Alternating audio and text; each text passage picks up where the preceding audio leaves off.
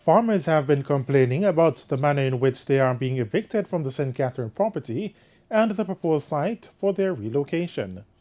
There has also been criticism of the plan to turn more farmlands into commercial and residential spaces. Mr. Shaw dismissed the complaints as political. We realize that some of the bleatings that we are hearing now is more out of political opportunity rather than anything else. We cannot develop into a modern, decent, civilized society unless we are going to use the God-given assets that we have in a judicious way. And we must make decent housing available to the people of Jamaica, period. And there should be no argument about that whatsoever. He argued that the development will also mean better days for farmers who will be able to provide produce to some of the industries to be set up.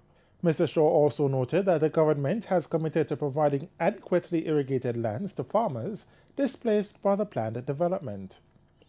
In the meantime, the Agriculture Minister says despite initial pushback in relation to the transportation of sugarcane from the Monimusk factory in Clarendon to the Appleton factory in St. Elizabeth for processing, farmers are now satisfied with the arrangement.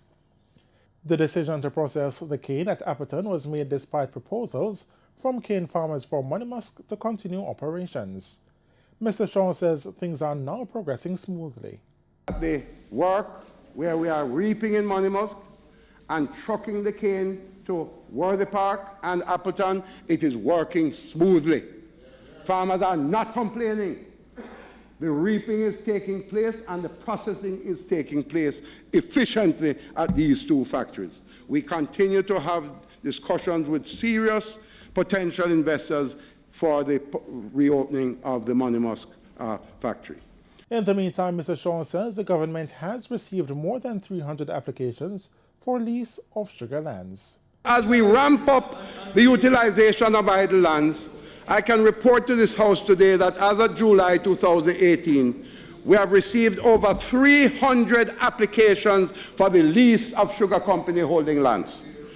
These are for various sizes, from small farmers to large enterprises, some of which are eligible for entering into mother farm and satellite farm relationships. Mr. Speaker, we have applications with technology. Of course. In one case, Mr. Speaker, one of the investments, which will be over 2,000 acres of land, is going to involve technology that we bring in from Israel. Absolutely. Oshane Masters, Frontline News.